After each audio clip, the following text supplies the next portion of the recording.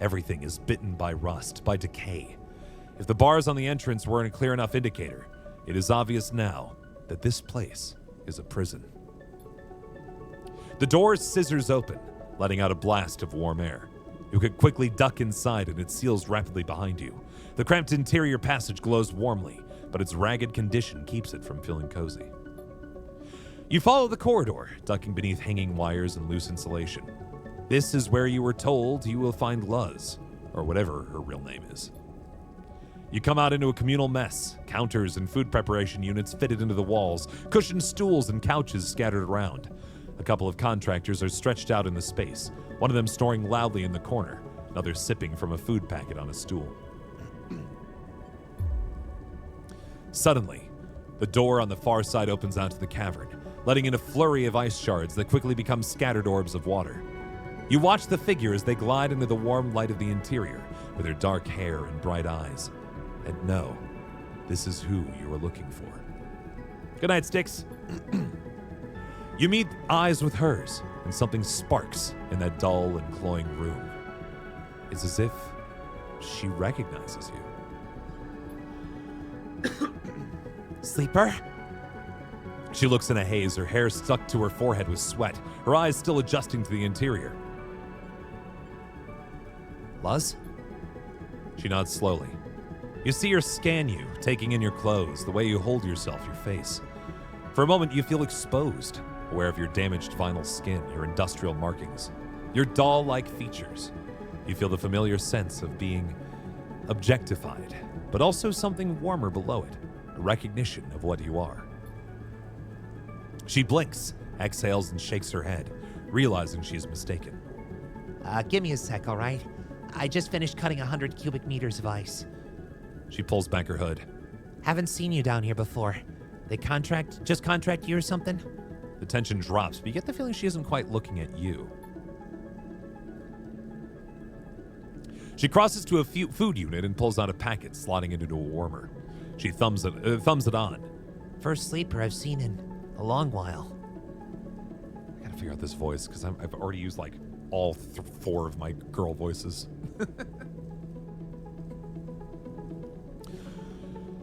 You'll do... No.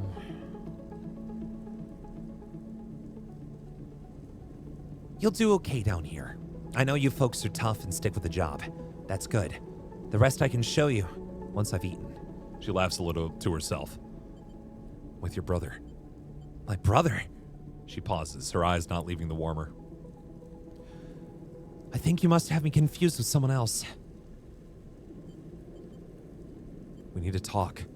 She turns to face you and to see a wet shine to her eyes. What are you going on about? You realize you need to tell her. Seraphine is on Wellspring.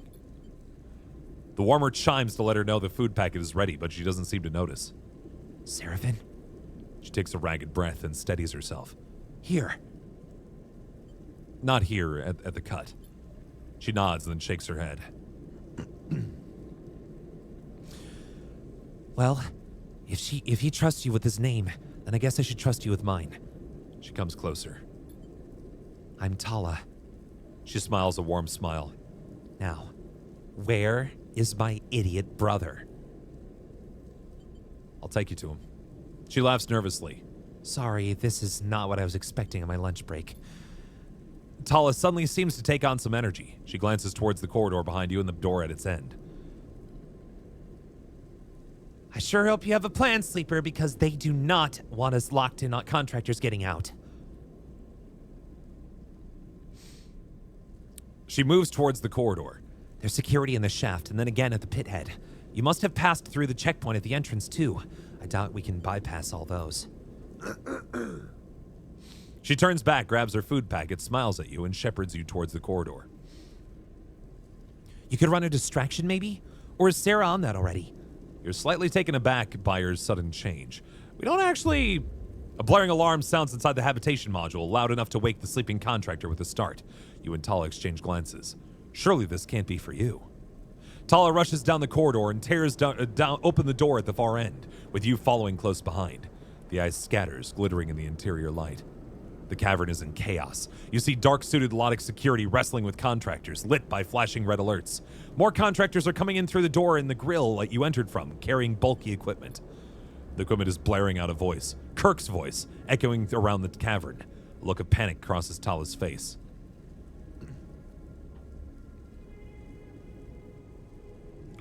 A general strike is now in effect. All contractors should down tools and hold in place. Extraction will cease until our terms are met. Kirk's voice distorts and shifts. We have blockaded all traffic to and from Wellspring. We seek the resignation of the Syndicate's leadership and for a new workers' council to be installed in its place. This cycle, we will shut down the shaft. Any worker not willing to strike should leave now. There's a screech of noise and the message begins repeating. You watch as the security are pushed back towards the grill, outnumbered by the gathering workers. Tala looks at you for guidance. How's her chance? Tala looks around the cavern, the red light reflecting in her wide eyes. She sighs. I need to stay. I won't abandon the others. What about Seraphin? Tell my brother what's happening. Tell him I'm not leaving until all of us are free. Tala backs away, glancing over her shoulder at the others. You see them gathering their tools and taking them to be locked away in the hab module. I need to see this through, Sleeper. And you need to go. Find Seraphin. Do what you can from out there. Help us change this place. And with that, she turns and glides off towards the others. You turn and head for the grill as quickly as you can. The way now cleared by the contractors, the handful of Lotic security pushed back up to somewhere near the pit head. As you ascend, other contractors shooting you dark looks as you do. You realize you have to speak with Kirk. You find Kirk at the pit head directing contractors to barricade the entry points to the mine. So you took my advice. Good. Kirk smiles. Glad to have you as an ally here, Sleeper. Could have warned me. The entirety of Wellspring's at stake here. Kirk shakes his head. It's not about individuals. The Syndicate was arrogant. They did not believe we could do this. Kirk gestures towards the contractors welding plating across the checkpoints. Oh, God. Oh, we're in now. Oh, boy. Oh, dear. Beyond the barricade, is there a world you long to see? But we far outnumber them. Their monopoly ends here. Why do this now? The Syndicate's monopoly over the Belt's water supply has only been strengthened by the war. If we do not resist their exploitation now, it'll be too late. Kirk leads you a little way away from the contractors. You want to free those like Seraphin's sister, I will need your help. We still have ships, but not many, and the Syndicate still has tankers in operation. Our blockade is not complete. The debris field between here and the far spindle remains open. We need another tanker to occupy it and dissuade the Syndicate from trying to pass. All our ships are in use, but your ship and your crew could help us take a tanker and secure the blockade. I'm no mercenary, bud. This will not be an assault. Kirk puts a hand on your shoulder. The tanker, the Headstream, has been held outside Wellspring for many cycles. The crew is tired and sympathetic to our cause. We'll just give them a nudge. Your ship will pose as an in-distress trader trapped inside the debris field. When the Headstream is obliged to rescue, we'll board and encourage the crew to take control. You want to incite a mutiny? Trust me when I say their captain does not deserve his charge. This is a liberation. Kirk folds his arms across his chest. Will you do it? I'll consider it. Consider your options carefully, Sleeper. He smiles. You think the Syndicate wants anything to do with you now? They've been watching me, so they know about you. Suddenly, Kirk puts two fingers in his mouth and blasts out a shrill whistle.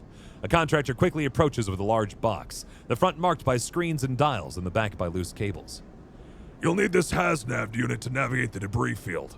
Yeah, we got it. He nods at the contractor. Jens here will install it in your ship. Consider it a gift from our cause to yours. He nods once more and Jens passes by you, heading for the lift to the docking ring with your new module. I'll provide the Headstream's coordinates. He moves away towards the contractors still working on the checkpoints. And I'll wait for your word. You leave the pit head behind, your mind racing. You do not know how you've ended up in the middle of all this, but you know that it will be up to you to pilot your way out. Sleeper! Seraphin comes up the passage towards you. What's happening? Heard the pitheads being taken over by Kirk's guys? This, you realize, will take a lot of explaining. Yeah. Yeah. About that. Yeah, unfortunately, it probably means that I lost my ability to do the fun little thing with, or maybe trying to take advantage of that favor that I earned before, but it sounds like I would have locked, it was very much a choice I had to make. And it sounds like they were essentially enslaving people down here, which even beyond my own personal feelings, I feel like a sleeper would have some very radical thoughts about people being trapped in a dark, deep place with an endless shift that they have to constantly work on, right? I think just role-playing as a sleeper would be like, yeah, I'm pretty anti-slavery on this front, you know what I mean? Not a fan, perhaps. Anyway. Well, I got some dice to burn, so I might as well burn them.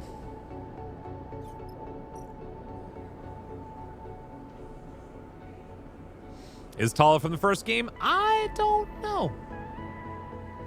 Not in the main group, at least. Yeah, flashback to their own servitude. That's what I mean. It's like, I wouldn't be interested in playing in that game. Is that the only gig I can work here? No, the depot, right? Yeah, there we go. There we go. Most of the Syndicate workers are at the pit head, so the supply depot offers shifts to passing spacers who want the extra cryo. I'm one of those spacers that wants extra cryo, please. She's a bartender. Interesting.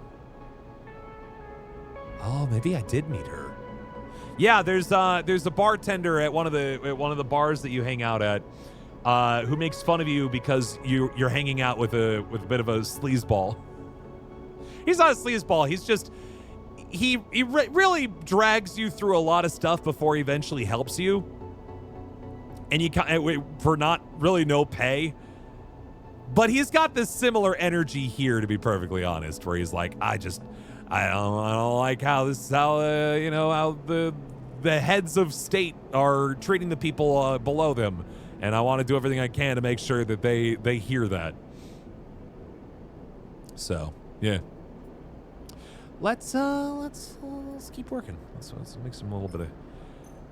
make a little bit of money off the oppressors. Why not? Mostly because I need the cash. I am not. Anytime I'm dipping below 400 cryo, it makes me nervous. That's probably not a problem. Like I have a lot of cryo. I don't think. To be clear, in the first game, if you were sitting above 100 cryo in the game, you're like, oh man, living large, let's go. And here I've been sitting on over 400 of it the whole game, and anytime I dip below 400, I'm like, oh no, I'm gonna live in poverty. Do I have any places I can gather supplies? There's supplies, yeah.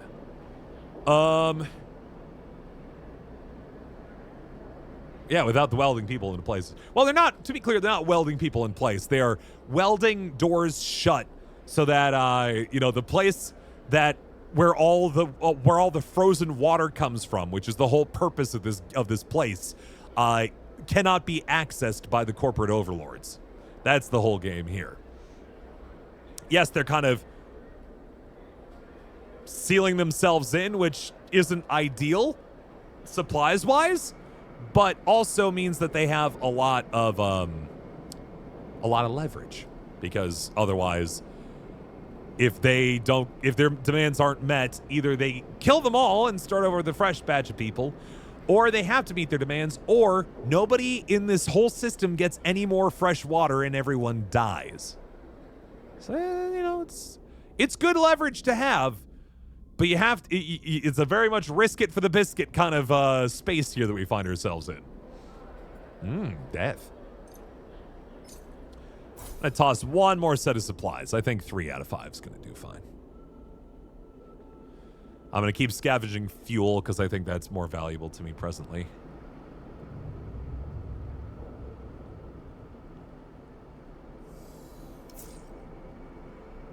This is some okay rolls. We got one more bit of fuel, thanks to my crew. I'm gonna do a little bit more working, because when we go on a mission, we get fresh dice, so we might as well burn these. What's the system do when that runs out naturally? The implication is that in addition to this main station, they've been collecting other like asteroids to do that with too, Miss, just to be clear. You know, the city where Boeing and Textron have factories? Sure, yeah. I mean, that's the leverage, right? Ultimately. Like, if you know, a company depends on its workers in order for the thing that they do or serve or what have you is done, right? And with no threats to that production ever changing, what's stopping a company from just not paying people very good, right? Or treating them like dirt, or like essentially kind of breaking the law from time to time. Turns out the most effective way to make sure that companies are treating workers fairly is just threaten to not let them make any more money. And then they're like, oh, well, we don't like that. But you kind of have to go all in. You can't be like, well, maybe. You have to throw in a little bit on there, or else it doesn't work. You know what I mean? Hello, ACBM Games. How you doing today? Hope all is well. Can't break the law if President has to take his back. Anyway, throw some more dice at this. Make a little extra cash. Air Canada crews and the Canadian postal workers recently went on strike. There you go. There you go. There you go. I'll just keep throwing dice in. Why not?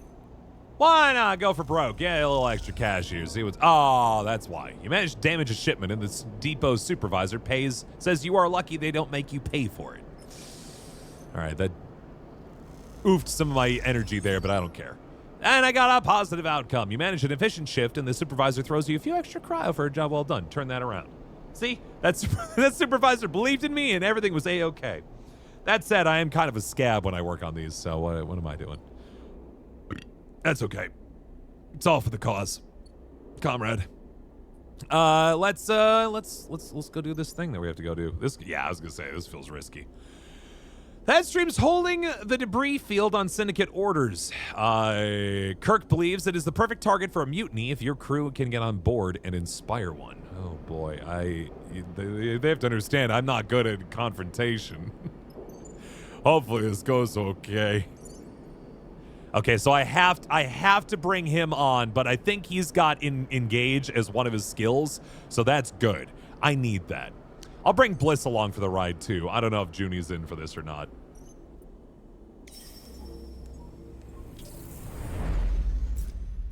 I guess I should have checked if I could bring all 3, but I assumed that I couldn't.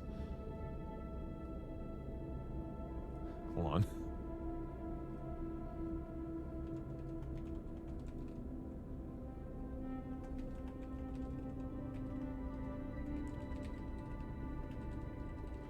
Wow, I got a long way on that type before I was able to kind of up to two crew members with with you on each contract job you take. So, yep.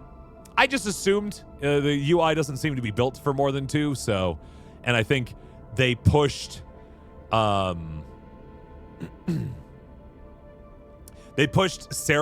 out of service as a crew member so you could have more space, essentially. So, you know, it's fine. It's cool. It's fun. All right, let's keep this thing moving. We're about to start a mutiny, friends! Yay! Let's see how it goes. I don't know. We'll see how this rolls.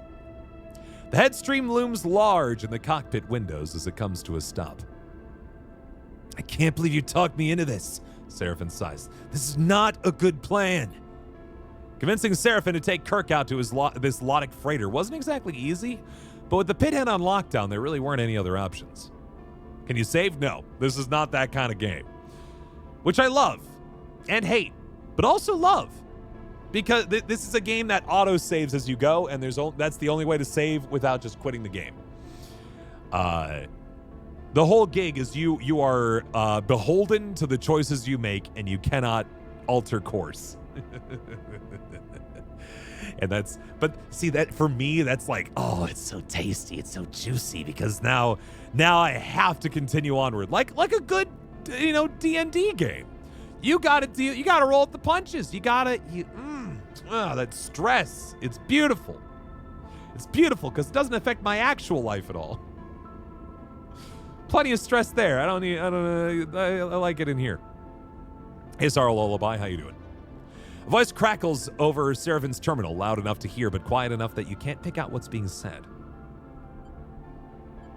What are they saying? Seraphine glances back over his shoulder at you. They're telling us to prepare for docking. He swallows nervously and turns back to the console. Oh, by the way, they're letting us on because we threw on our distress signal for our ship, just to be clear. Pretend stress long enough, the real stress goes away. But here's the other side of it, too. I've lorded over this a couple of times.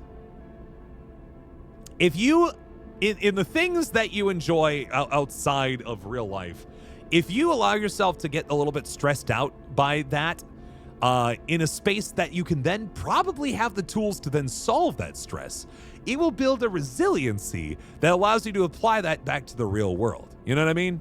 You remember those like shows and like movies as a kid that you'd watch where like Spirited Away. Spirited Away is a perfect example of that, where like girl lives a normal life and just kind of hates her parents and hates her life because she moved away from her friends and her old school and stuff.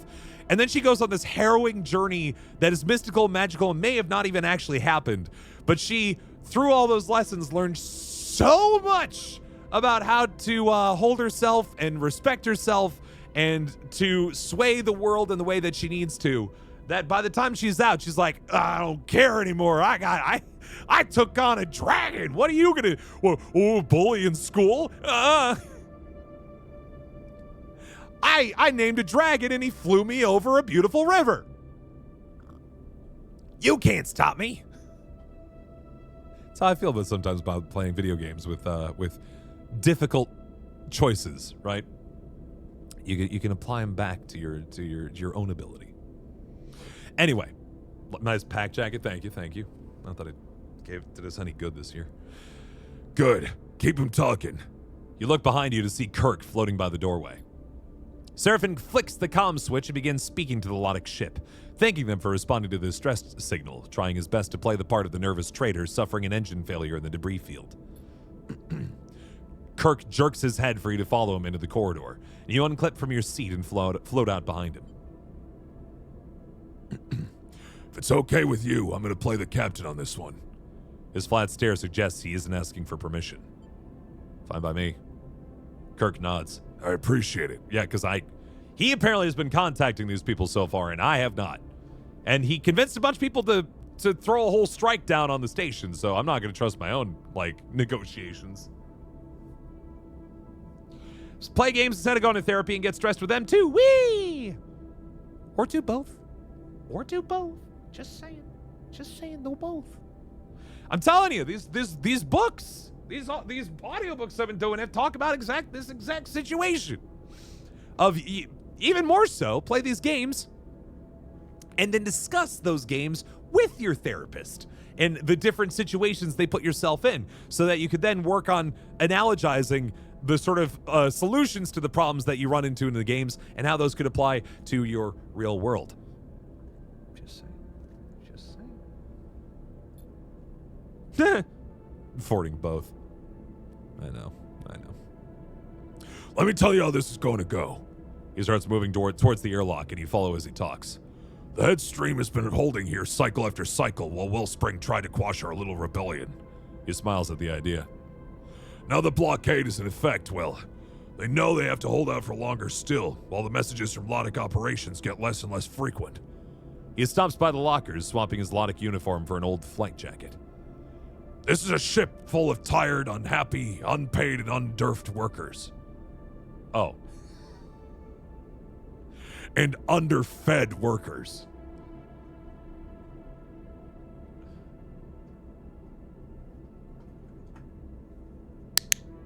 Underfed. You both arrive at the airlock. We just have to nudge the Ranger in the right direction. There's a hiss as the airlock cycles. Lodic are coming aboard. Kirk catches your eye and gives you a wink. Lambert, huh? The airlock doors scissor open, revealing a drained-looking Lodic captain flanked by security officers. Lambert, captain of the Headstream. He presents himself immediately, but with little enthusiasm.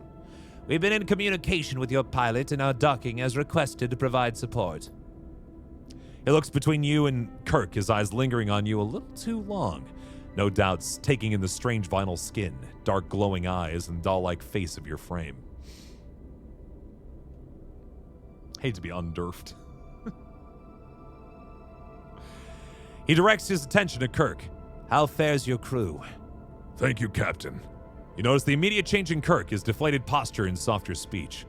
We're surviving as best we can, but now that you've come to our rescue... He sighs and holds out an eager hand to Lambert. We're very grateful indeed. Lambert limply shakes Kirk's hand. Not to worry. The Lodic Syndicate takes its stewardship of this wellspring and its surrounding environs seriously. It is our duty to offer aid to traders and travelers alike. I'm afraid we don't have much to offer by way of supplies. Our stores have been depleted by our long posting here. But your crew is free to enter our ship and make use of its facilities while you make your repairs. Kirk continues playing the submissive captain, nodding enthusiastically and uttering a stream of thank yous. You feel like he's pushing it a little, though Lambert only seems to be paying the minimum of attention to him. Suddenly, he turns a sharp eye to you. Your pilot didn't mention you had a sleeper on board. Kirk quickly responds. Apologies. They've been such a good worker and quiet, too. I sometimes forget they're even there. Perhaps if your ship is in need of maintenance, you can borrow them for a few cycles? Their name is Deborah! Lambert eyes you more brazenly now, taking Kirk's lead as permission to indulge his curiosity. Yes. His eyes trace a tear in the thick skin of your forearm. Perhaps it could be of use to us. Kirk smiles. I'll send them to speak with your crew. I'm sure they can direct the sleeper to appropriate tasks. Oh, they would love that. Lambert jokes. They're a work-shy bunch, this lot. I'm sure they'd be eager for a slave. The word sets you on edge. No, I'm playing it. I'm playing it. Hey, Judy Hop. Skip them up. Sorry, I'm tired. I'm doing well. How you doing? We're happy to serve. Kirk bows. After all, we owe you our safety. Very good. Lambert seems suddenly bored or tired, or perhaps both. Tell your crew they are free to cross the docking tunnel then. He pauses. But remind them that no funny business will be tolerated. He smiles a sharp smile. I have matters to attend to. Lambert turns. See you later, Captain. And with that, Lambert heads back down the tunnel, still flanked by his two silent security officers. Kirk waits until he's out of sight to turn to you. Good. Lets out a breath. Well held, sleeper.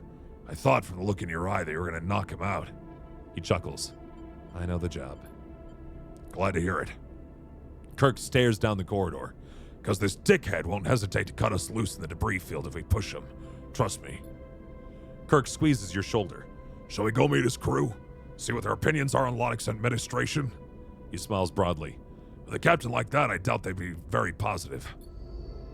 That much, I agree with you, bud. Whoo, boy. All right, so we got ourselves different areas that are going to get locked down as we cause stress and discomfort. So we got to be careful here. Sabotage the engines? Whoa! Whoa!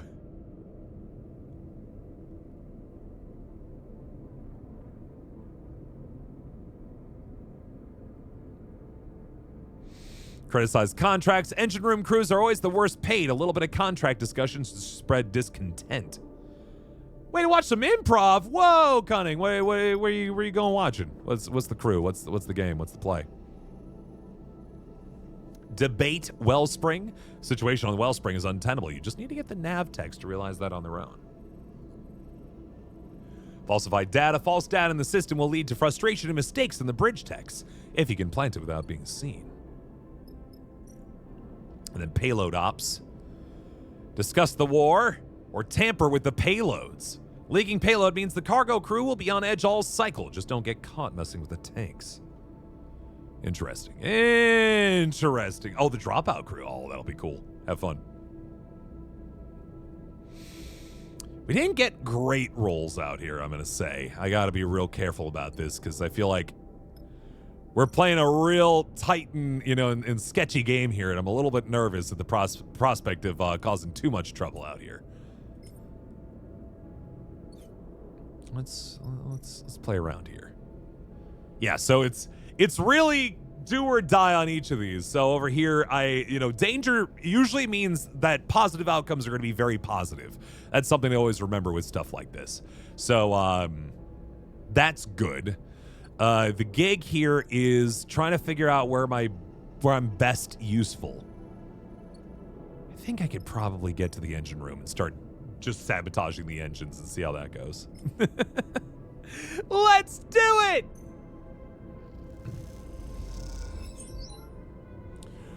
An overheat warning in the reactor means cycles of diagnostics. The crew are frustrated.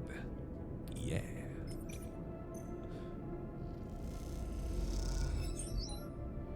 Another one. And another one. And a push. And another one.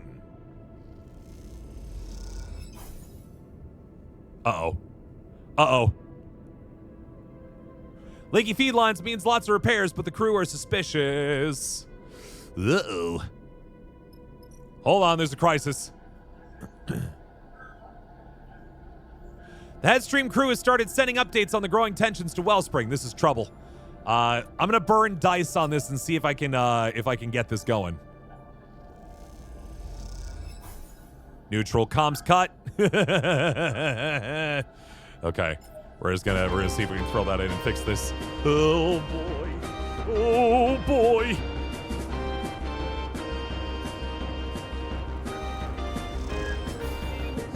Alright, we're cutting the comms. It's fine. It's good. It's going great.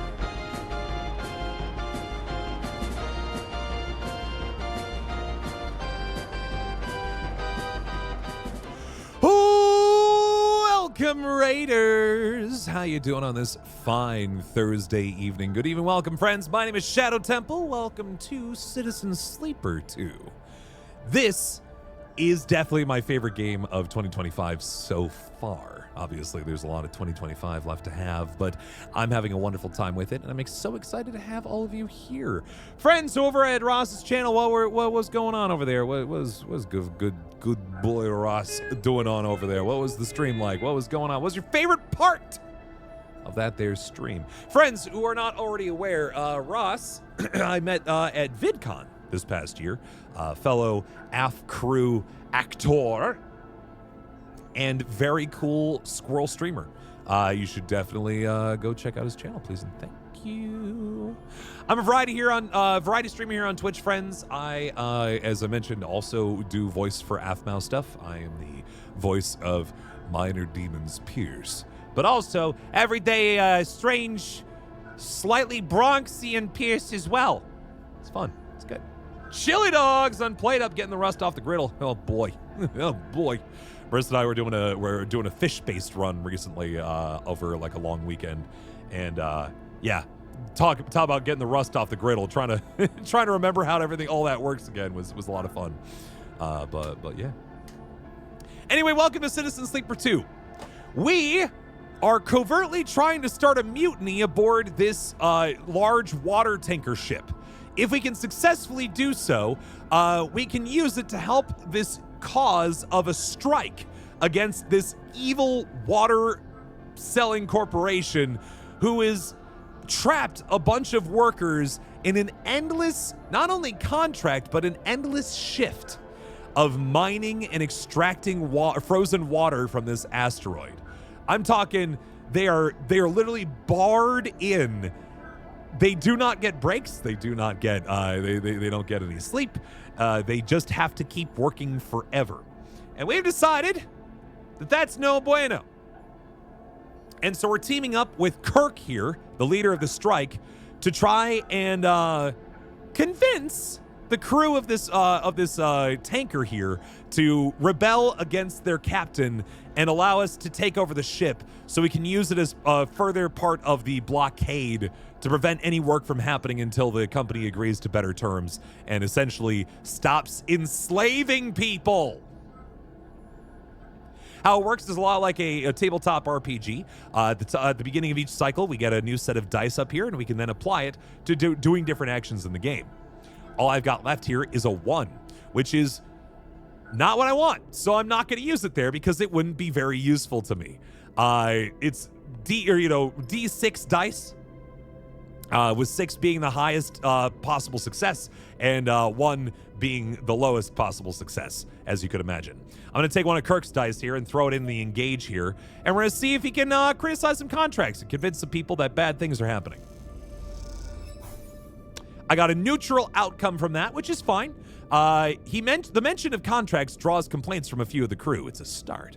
And so I'm going to throw his 3 in here as well because it's the same level as a 4. 1 and 2 gets the same result. 3 and 4 get a slightly better result.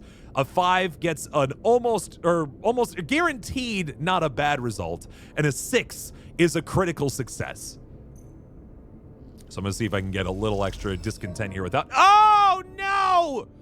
All right, so we're stressing out people a little bit here. This bar here, if it gets all the way to the top, we lose. And it's currently gaining 1 extra dot per cycle at the moment, which is not good, and we need to cut the lines on that so they don't keep getting stressed out. I've got a lot of work to do, friends. We're going to see how this goes.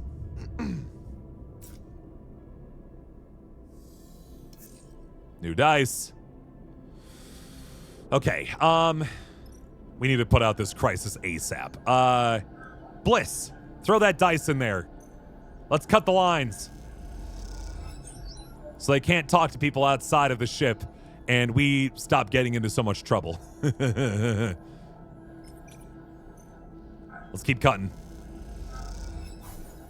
Okay, this is good. And I'm going to use Bliss's last die here to see if we can get at least another neutral, result. There we go. Ha! The comms go dead. We hope we won't need them later. Yeah. I love this game, but it is also a little stressful because this is an auto-savey kind of game. This is a one-way trip through this thing, and you gotta just hope that you're doing okay as you go through. Okay, so they're no longer stressing. I mean, they have 3 points of stress, but they're not gaining stress just automatically anymore. So that means we've got a little bit of time here to keep doing our work. I'm going to shut off or sabotage the engines on this ship and see if that messes with them. That was good. That was very good. We are, they're getting more stressed out over there, and it means that we are 1 point away from getting the engine room to join us in our crusade. I'm gonna have Kirk burn one of his 3s to see if we can get just 1 extra point here. And we did. There we go. The tension in the headstream has risen beyond the point of no return. Yes. So we managed to fill this clock, which is running all of the, which was trying to convince all the engineers to join us, and that then put a point into the overall mutiny. We have 1/3 of the crew on this ship ready to overthrow the captain. Now we have to deal with the navigation control people, and then the people who are dealing with the giant water tanks on the ship. Our gig, to try to get all of them to overthrow their leadership. It'll be fun. It'll be cool. I'm going to stress myself out and get a better die as a result. And then I'm going to tamper with their payloads. Isn't that fun? Yay! The little red dots are stress for everyone, by the way. If anybody gets full stress, we're in bad shape. But I have a little system where I can improve one of my dice quite a bit, and in exchange, if I roll a good result on it, then I lose that stress. It's just like real life. If I just stay up all night and finish a project, and the project's done, then I'll feel better afterwards, and I can sleep, and I won't be yelled at for not doing the work. So, you know. All right, let's keep going. I've got this 6 that's been sitting, burning a hole in my pocket, and I probably should get it going. I'm just trying to decide. Yeah, I guess I'll just burn it here. Guaranteed success here. There we go. The crew suspects debris damage rather than your crew when a new leak springs. They are sick of patch jobs. So it's my job to cause greater stress in the room, and then Kirk's going in there and be like, Wow, this job really sucks, huh? Well, maybe we should take him down, you know? Just kind of show him what for, you know? That'd be fun. and he did! Tempers rise at the mention of the war. The cargo crew aren't happy about Loddick's actions. Oh. Now, I've got an extra 3 in here, which puts me at a weird spot because I'm terrible at this, which is a risky bet. This little symbol indicates that I'd lose 2 points if I tried to burn this die. You can see it goes from a 3 to a 1. And I don't want that. No, sir. So I have to decide if there's another place I could drop this off where it would do less damage. And it looks like maybe here. Debate Wellspring. My Intuit skill power is not losing me any points. It's not gaining any points either, but it's not losing any. And this is a risky bet instead of a dangerous one. There we go! That's nice. The text discussed what they might do to change things within the syndicate. The seeds are planted. Well, we've literally exhausted all of our dice. So let's go take a nap. Probably should have bought more supplies, but that's okay. Only got one more night left in me here. Whoa, Bliss, you did not roll so good there, friend. My non-binary friend, those 2s ain't looking so hot. Let's keep working. No. I was working on payload. Let's finish the payload stuff. Let's focus on one thing at a time. Yeah. Let's keep tampering. So I take this 5. It turns it into a 6. There we go. More tampering. Gonna throw the 4 in here. That becomes a 5. Another positive outcome. Starting and succeeding mutinies. It is a fun idea, isn't it? Let's press that 2 into a 5. Put that 5 in here, it becomes a 6, and we have convinced Payload that the tension in the headstream has risen beyond the point of no return. Just like that, I have 2 out of 3 groups. Now I just got to work on the navigators. The problem is, Kirk can't do anything here. Oh no, what was I thinking? Oh, I should have had him working. He can't. So he's the blue guy, right? On each of these little symbols here, he's got the blue dice. Bliss over here's got the green dice. As you can see, he loses 2 points on either of these skill checks. And Bliss loses 2 on this one, but doesn't lose any on this. But I'm not about to burn a 2 here. So we're just going to have to throw some 3s in here and see how this goes. I'm not going to put a 3 over here because that's real dangerous. But here we go. We got a neutral outcome, which doesn't do a ton, but it does enough.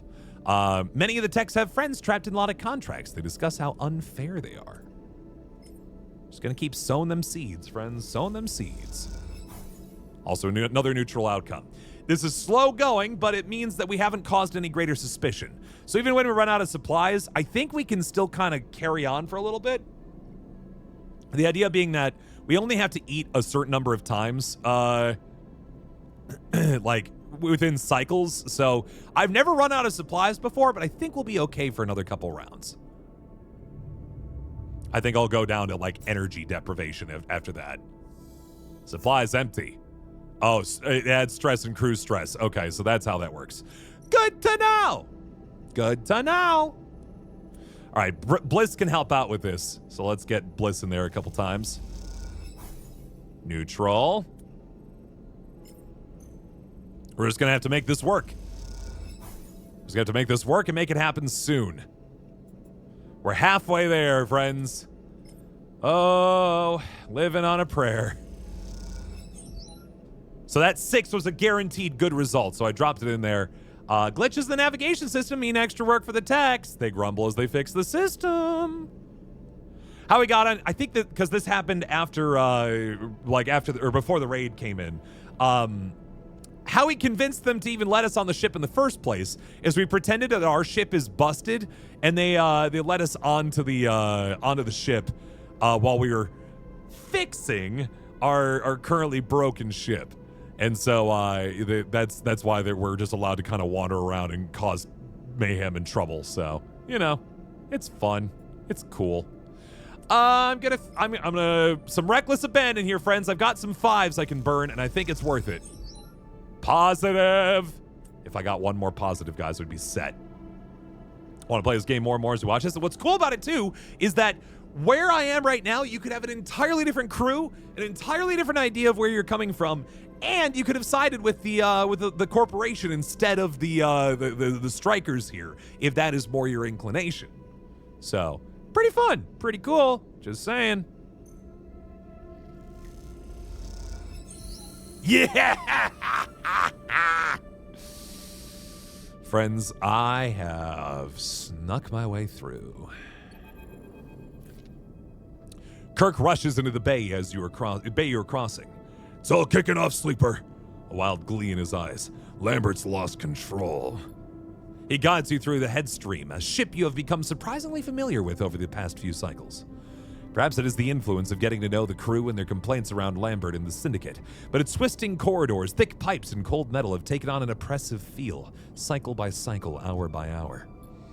Now, as the shouts of conflict echo down the corridor ahead, where a room glows with the warm light of the galley, you feel that oppressive pall being scraped away, replaced with some new and exciting quality.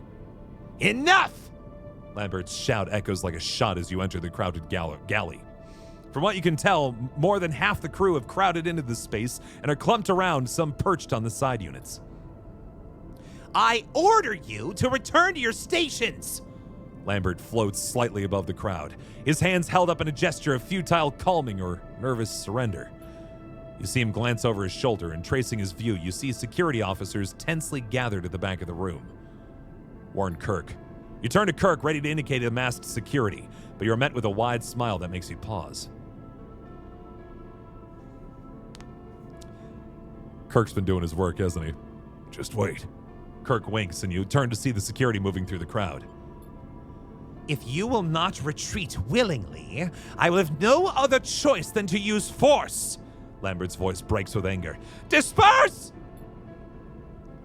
You watch as the guards form up behind Lambert, and then one moves forward and grabs him, forcing his arm behind his back. The act is met with a raucous cheer from the assembled crew and a yelp from Lambert himself. He is forced through the crowd, who part and jeer, heading directly for the corridor from which you entered. When Lambert is close, Kirk nods to the security officer holding him, and they stop. Lambert looks up in confusion and stares directly into Kirk's grin. You are officially removed from duty as captain of the Headstream on the authority of the Wellspring Workers Alliance. Kirk's tone is direct and clipped. This is done with the authority of a majority ballot of your crew. Workers Alliance? You have no authority! You're pirates! Lambert spits at Kirk. There will be consequences. On that, we agree. Kirk nods to the security officers, and they wrench a struggling Lambert from the room. Kirk watches Lambert go, determination set in his heavy brow. What will happen to him? Lambert can enjoy the hospitality of his own brig. Kirk pats you on the back. We have a celebration to muster. The galley erupts in liberated joy, and soon drinks and food are passed around from a stash Lambert had been asking the quartermaster to keep back for his own use. Boy, this guy's good. Oh, he's good.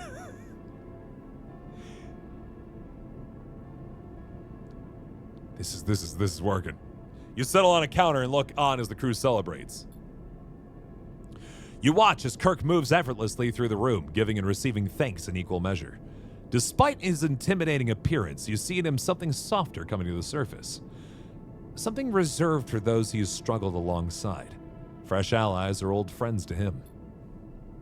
After the celebrations have died down and the crew have retreated to make plans for supporting the blockade, holding out on what they have, Kirk approaches you. Not toasting the victory?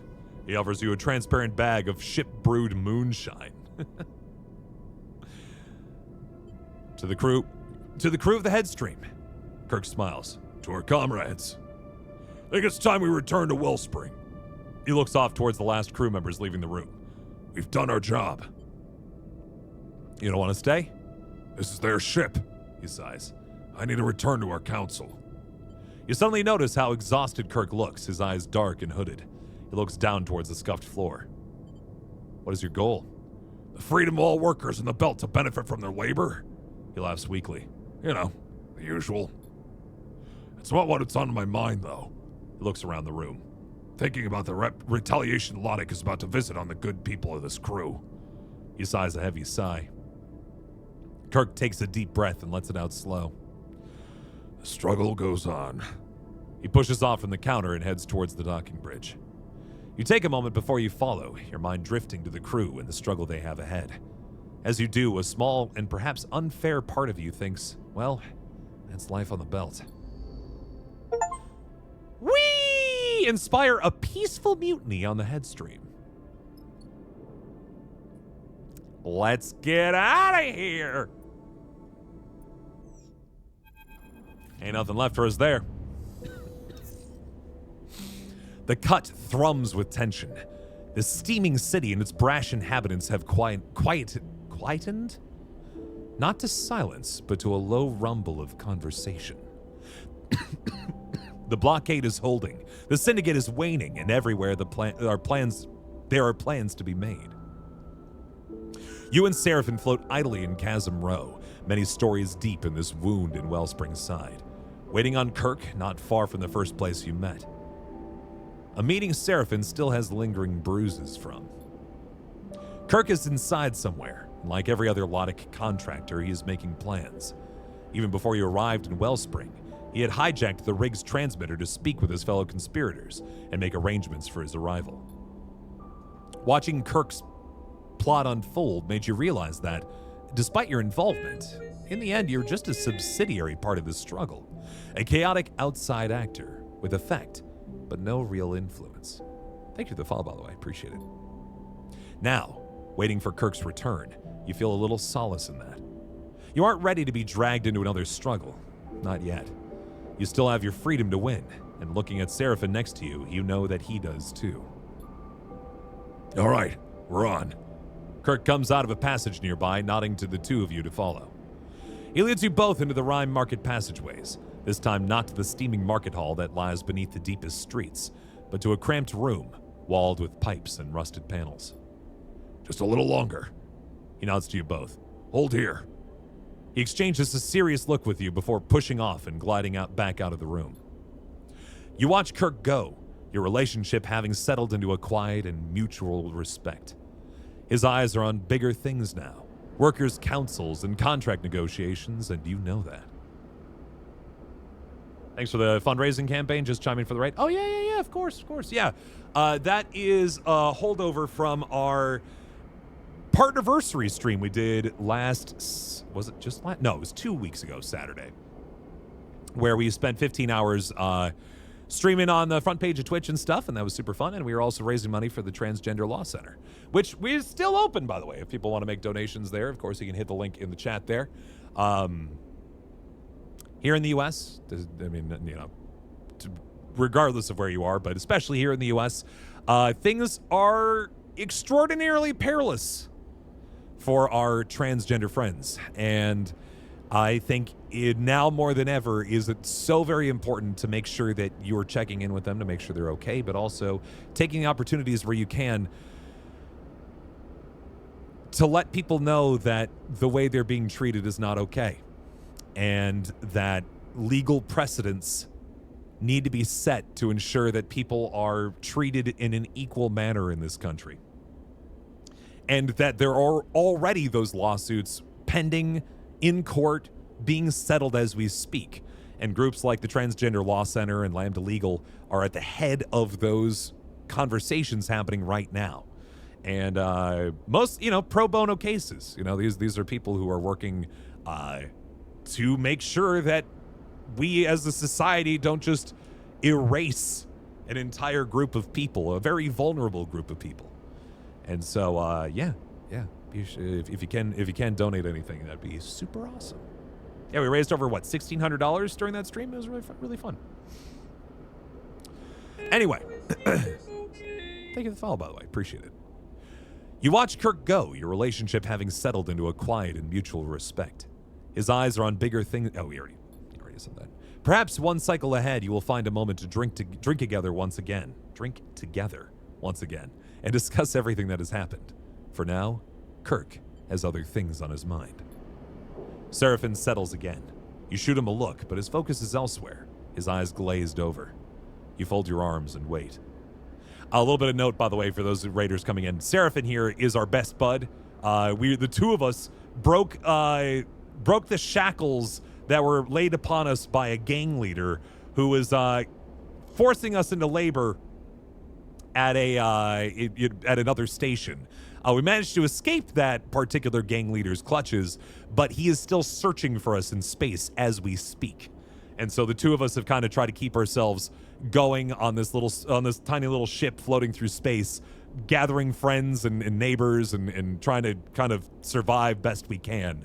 And the reason why we're here in the first place is that apparently Seraphin's sister is one of the people enslaved on this asteroid. And we're trying to save her, and inadvertently got roped into the larger Union strike and all the things happening with that. And so hopefully we're about to reconnect Seraphin with his sister here in a moment. We'll see. Somebody in this group, you always hope love wins over the hate. I mean, hey, I'll tell you, as long as this boy's still breathing, you can be rest assured that this space is going to be safe, number one, and that I'm going to continue to use my own resources to ensure that I try to make other spaces as safe as possible as well. And not just on the internet, as you would believe.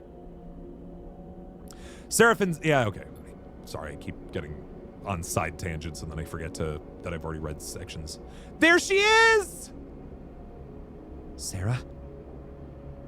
Tala enters so quietly that in the dim room you barely notice her. She shoots you a look and a smile as she enters. Thank you, she mouths silently, then turns her attention to her brother.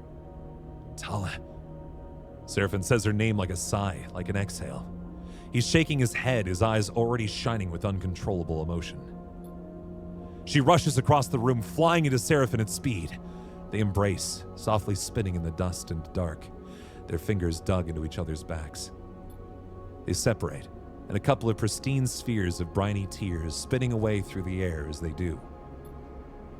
You're safe. Seraphin nods, taking a breath. I'm safe. She smiles reassuringly, settling him. And in this settling, this gesture of care, you see a whole network of signs and secrets. Tala is the calm to Seraphin's storm, the big sister who eases his heart. She looks him up and down. You're so big, Sarah. She laughs at her own statement. You've grown up. She tries to make it sound approving rather than patronizing. You're just the same, sister. Seraphin shakes his head, calling me big but making me feel small. The moment the statement leaves his lips, you feel a chill in the room. You aren't sure if he meant it. Tala flinches a little, hurt but not wanting to show it. I came to find you. Tala tries again. I needed to find you. Seraphin looks torn, and you see in him something you have come to recognize, the slow and careful raising of his defenses. Why now? He looks away. It's been a long time, Tala. Mom and Dad finally decide they want me to come home. A ripple of emotion runs through Tala, one she can't hide. Sarah, after you left, they're gone. She sighs. I thought you would have. She struggles to find the words. It's been a long time. It has. Seraphin sets his face into a stern look of control, but you know that he is raging inside. And in this moment, you feel closer to him than you have felt in a while. Tala folds her arms, trying to regain a little control of the exchange. It's good to see you, Sarah. So good. You know what is coming, and you see Seraphine brace for it too. But I can't leave with you. She looks pained. This isn't easy for her either. Seraphine can only nod, a dulling acceptance washing over him. I wanted to find you, and I have. And I can see you are strong and well, and... She shoots you a glance. You have your life here. But the people here, the other contractors, they were the ones who found me, who have kept me going since I ended up here, desperate and alone. She smiles warmly. It's not that I owe them, it's that they are my family too. She gently places a hand on his shoulder. I know you understand this. She smiles at you.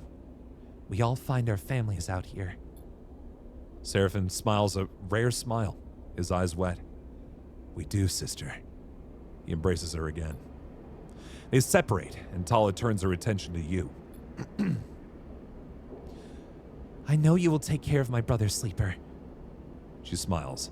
I saw it with your eyes when you came to the pit head. She approaches and puts a hand on your shoulder. I can see you're building something of value on that ship of yours. Thank you. She nods gently and takes her hand away. She folds her arms again, her sense of control returning. There's a wisdom and experience to Tala that brings a certain calm to you, and you feel that now. Will you two be staying here for a while, or? Tala looks between you and Seraphine. Seraphine cuts in before you can answer. Not long. He smiles. We have our own freedom to find. Tala nods. Just be aware, you're free to pass the blockade, but after that? She sighs. Well, Spring is going to be locked down for a little while. At least until Kirk can establish his council. Next time you come... She smiles proudly. This will be a very different place. Hearing Tala say this, you suddenly see the authority in her, and realize that one of those council seats may well have her name on it.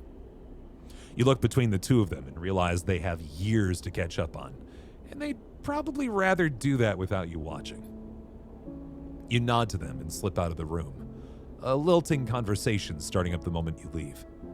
As you follow the twisting corridors back up to Chasm Row, you smile to yourself at the thought of Tala and Seraphine, reunited at last. You hope this whole adventure will make Seraphine a little less moody, even though you know deep down it'll probably make him worse.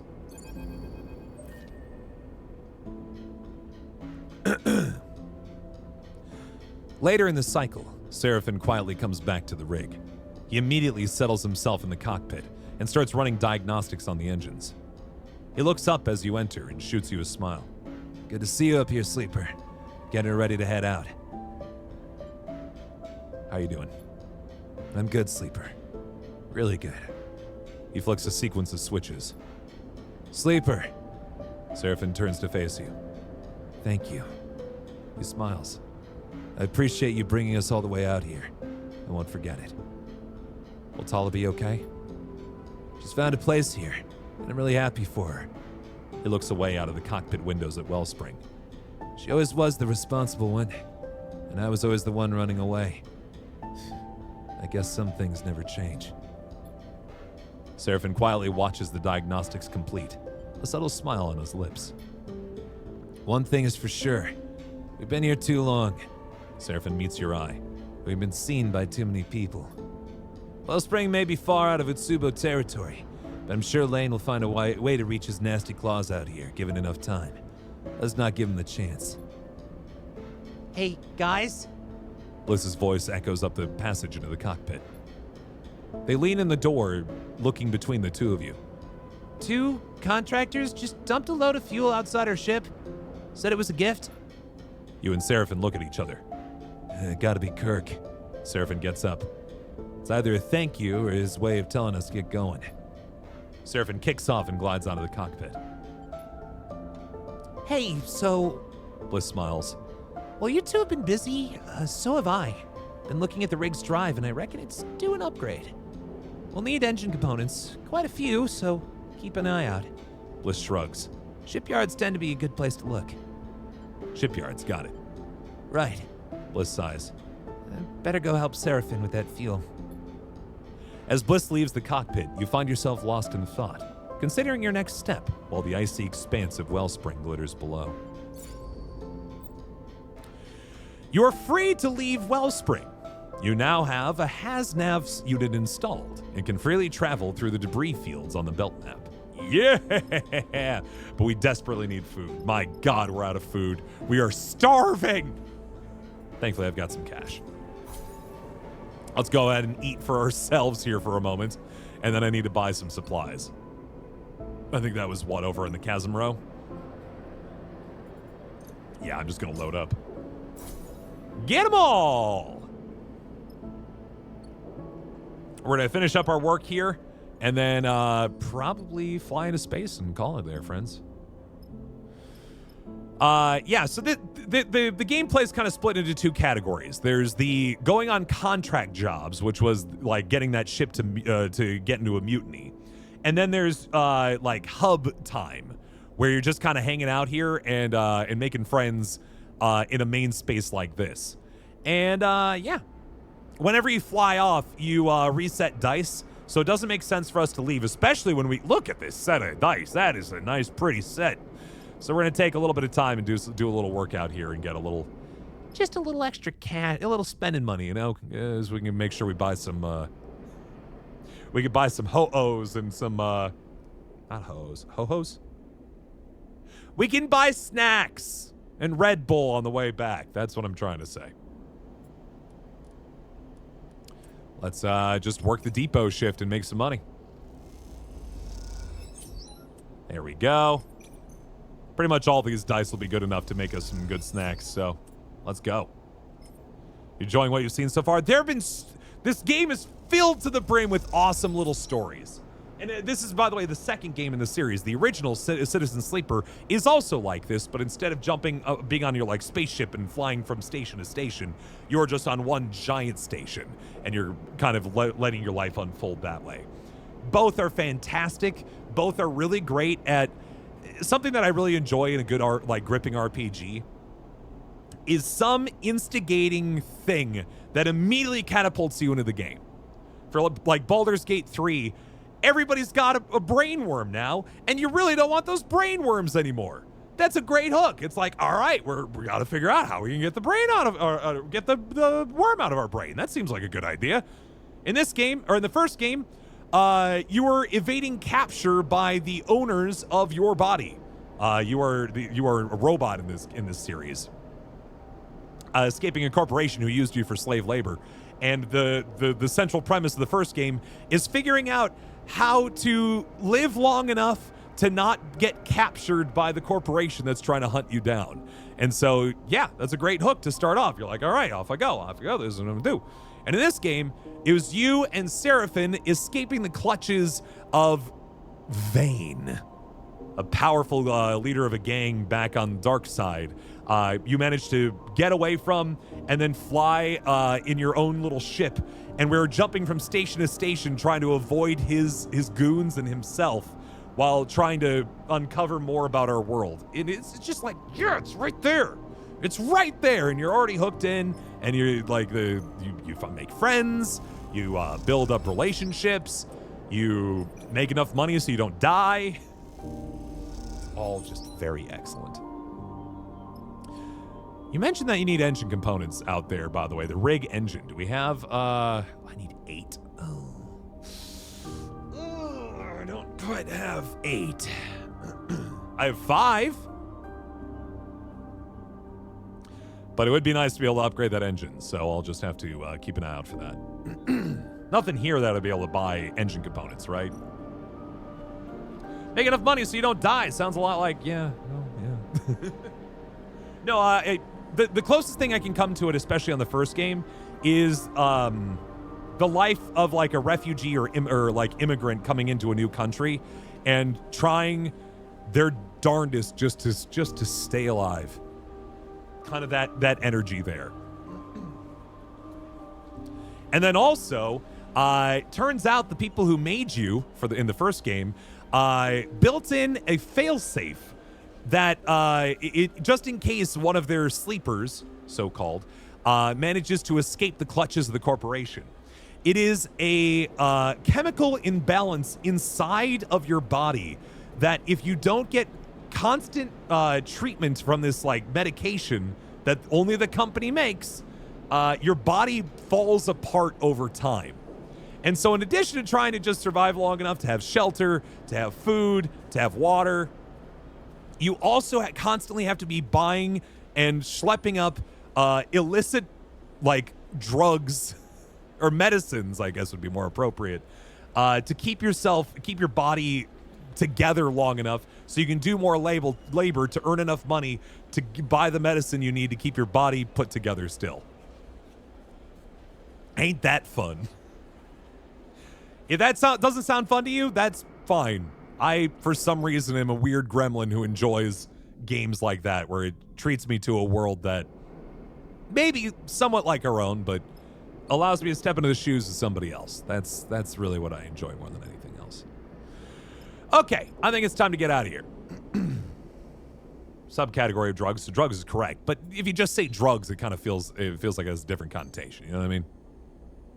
All right, let's test out our new system here. We have a little package to drop off at the far spindle, so let's burn all our fuel and go over there.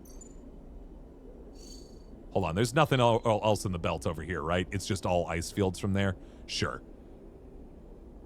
So we're gonna fly back to the far spindle here and head over. Technically correct. The best kind of correct. The rigs glide safely through a debris cloud even. The cockpit empty apart from you and Seraphim.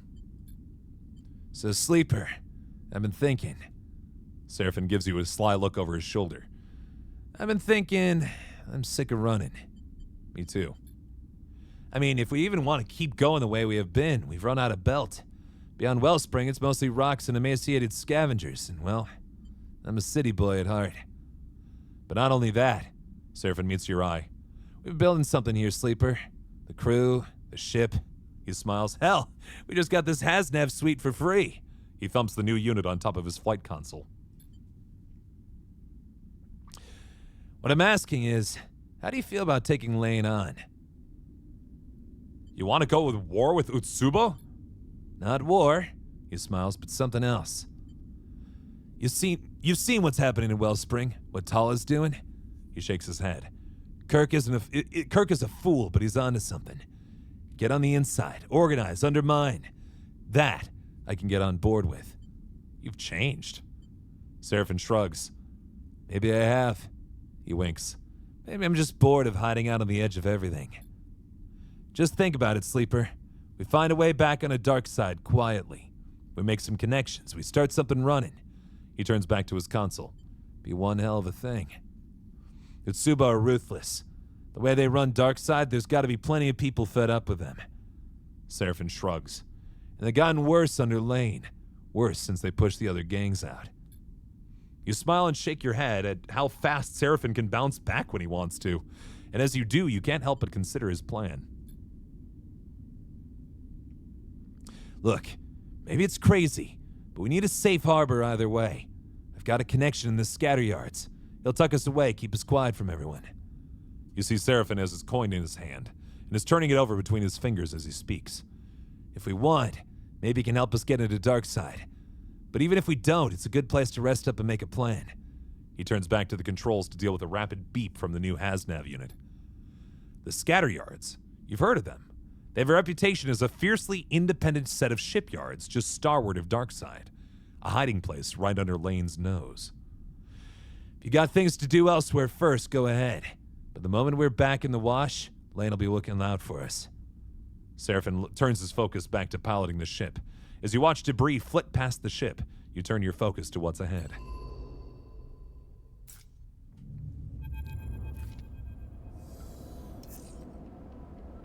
Uh-oh. What is this? I saw it! Seraphim comes charging into the bunks. I actually saw it! He is wild-eyed and his breath is ragged. Saw what? Seraphim takes a moment to catch his breath, suddenly aware of how frantic he sounds. He squints at you. Have you noticed how supplies have been going missing? Every so often when we travel? I have. You suddenly recall a mysterious mess that was left behind in supply storage. Seraphin sees the flicker of recognition in your eyes. So, after it happened a couple of times, I decided to keep an eye on our supply store. Seraphin lowers his voice. You know, check it from time to time. And just this cycle, I drifted down there really quiet. He leans in and whoosh! Something flew past me. He shakes his head, knocked me right into the wall. Did you get a look at it? Seraphin sighs. Didn't hang around, but it's definitely some kind of creature. Is there really a creature loose on the ship? You look around the berth, suddenly aware that something could be hiding nearby. Tucked into the vents, perhaps? We know this thing likes supplies, right? Seraphin is also glancing around for hiding places. So we lock down tighter. Keep it out. That way it'll get desperate. And then, Seraphin raises a finger. it'll make a mistake. What are you talking about? Bliss leans in from the corridor. I can hear you all the way in the workshop. There's a creature in the ship. Bliss looks between the two of you with a raised eyebrow. A creature? Are you sure? It's something small and dark. Something fast. Seraphin looks at Bliss. We're gonna lock up the supplies to drive it out. Bliss looks at Seraphin. If it's an animal, we don't want to make it any more scared and desperate than it already is. How about we lock up the supplies but leave some out in a special place? Try to bait it. And then grab it! Seraphin mimes the act. No. Bliss looks between the two of you. We show it has nothing to fear. We tame it. It doesn't seem very tameable. Seraphin rubs his sore ribs. Plus, we already wasted enough supplies on this thing. You want to give it more? The Among Us character is just a little Among Us. That'd be adorable. Seraphin turns to you. What do you think, Sleeper? You look between the two of them, still processing the strange situation. Oh, come on, let's try to tame it. I want a pet. Seraphin sighs. What a waste. I got cash. All right. Bliss nods. You'll have to come down to the supply store every few cycles and put out some more food. That way we won't get desperate and do anything dangerous. And I'll lock up the supplies up tight. Seraphin folds his arms. Won't get into them anymore. The plan's set. Bliss and Seraphin leave the berth, heading in separate directions. You watch them go. It seems your ship is a stowaway. The question is, how will you deal with it? Oh dear. Oh my. All right, let's do one last little bit here, friends. We've been meaning to drop off stuff at Nemba's kitchen. We picked this up a while ago. We never got a chance to drop off these packed spores.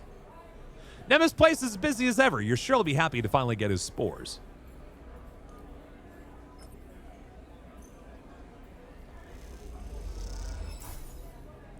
You bring the spore crates to the kitchen's loading dock. Some of the volunteers come out to say hi. You remembered us? Nemba appears at the loading dock, slate in hand, as you load the crates into the back of the kitchen. I'm a little surprised. You look at the chef. He looks tired, though his sharp eyes have been dulled in the time between your meetings. Happy to surprise you. Well, I'm not surprised. He smiles. But it's still a pleasant feeling. Nemba glides over to a crate to take a look. He squints at the crumbled corners and bent lids. Not in great condition, though. How long have these been bouncing around in your hold? They were like that already. Now that I can believe. They didn't bother to bring them to the right station, after all. I have a place picked out for one of the bays to cultivate these. Warm, damp, near the air recyclers. He pushes one of the crates gently into the kitchen. Shouldn't take long before we have mushrooms to cook. You follow Nemba into the kitchen, remembering your shifts working there. They were long, but the company was good. And as with all things, the difficulties have faded with time, leaving a golden sheen behind. Boy, ain't that the truth. Whatever, kind of sorry gig you had before, you always look back on it with rose-tinted glasses. I always think back to working summer camp at the science museum. In retrospect, hated it. But they were good. They were really good moments. And then all of a sudden I was like, oh man, but don't I want to go back? No, I don't. But don't I want to go back? No, I don't. Nemba seems to catch the way you are looking at the kitchen. Much the same as before, I'm sure you've noticed, but twice as oversubscribed. Each cycle, more refugees come out of the inner system. The war isn't going anywhere. Nemba pushes the crate into a storage rack and pulls netting across it. They disperse across the belt, of course, but many don't make it much further than the overhang, especially if they can't work. It's not just food either. We need blankets, housing. Nemba suddenly pauses and shoots you a look over his glasses. Tell me, how was Greenbelt? Well run. Heard it was organized as a cooperative. All the workers sharing in the trade of the goods, but no chits exchange, only resources for the colony. Nemba watches you closely. That's right. I mention it because, well, might be the kind of place to offer aid to the people here. Nemba sighs. I regret being mercenary, but waiting for benevolent helpers doesn't work. Apart from present exceptions, of course. I can speak to them. It's worth a shot. Nemba looks at you in the eye. But need their trust first. Earn that, then talk. With the feeling Nemba was waiting for your suggestion. Here. He takes one of the crates of spores. I'm sure they could use these. Take them as a gift. He pushes it to you. But don't begin with the spores. Begin by understanding what they need from you. Trust me. You have a feeling Nemba's good at getting what he wants. Meanwhile, I have to meal prep to begin. He takes a deep breath. Thank you for the spores. Really. I'll keep asking for your help. You have to forgive me for that. He smiles. Doesn't mean I don't understand what you're given. Now get out of here. Nemba waves you away with your crate of packed spores, his expression somehow both withering and encouraging at the same time. We got ourselves a new job. And that's probably where we're going to call it quits for the night because it's getting pretty late. But thank you all so much for hanging out with us here, friends. We'll return back to this video game Sunday night, 9 p.m. Eastern. That's, of course, not the last stream we're going to do. It's just the last stream we're going to do of this. Tomorrow night, 9 p.m. Eastern, we're going to continue our playthrough of Metaphor Refantasio, which, if you haven't seen before, is a very, very cool game from the Persona folk who are like, what if we did Persona, but if it was instead like a fantasy game, but also like mixing in a lot of like political kind of intrigue to it too. And it's been a lot of fun. Been enjoying it a lot. I hope you'll tune in for that tomorrow. Then Saturday, for all you AFMAL fans, friends, during the day at about 3 p.m. Eastern, I'm going to be over at James Brown Jr.'s stream over at Jam Buds, which this channel, if you follow this channel, you'll get a notification when I go live on his channel. We're gonna do a little watch along of a recent AFMAL video. We did a big Poppy Playtime video, and he's the guy who plays Rise, by the way. He wants to do a little watch along, and I'm along for the ride. So yeah, should be a fun little watch along, maybe a little behind the scenes kind of thing. You know what I mean? It'll be neat. I also put a link in the Discord as a Discord event. Thank you for that, by the way. Cunning, I appreciate that. And then Saturday night, 9 p.m. Eastern, we'll do a stream of some kind. I'm not certain as of yet. I was originally going to put it as a Minecraft stream, and then I didn't tell anyone because I got distracted by a lot of other things going on. Whoops. And then, but that's okay because we're still hanging out. We're doing good stuff. But then Sunday, we'll be back to more of Citizen Sleeper 2. If I had to guess, probably, 2 more streams of this game? Kind of feels like maybe 2 left. Two more streams, and then we'll probably have this thing done. Because we were just given sort of, I don't know if you picked up on that. We were given a notice from Seraphin that we're ready to get into the end game of this, right? Like that's the vibe I got from that little conversation. He's like, I know what we can do. Because I was kind of trying to figure out where we were going to go with it, and now I know. So there you go. That's what we're going to get into. So it's going to be good. Yeah, it's been great, friends. Thank you for hanging out with us. When are we planning to do the showcase? I have to think of that through now because if we're not doing it this Saturday, then I gotta figure out what my next Saturday looks like. But as soon as I do, I'll tell you what. By tomorrow night, I will have an answer for you on that, and we'll figure out when we're gonna do the showcase for that. So.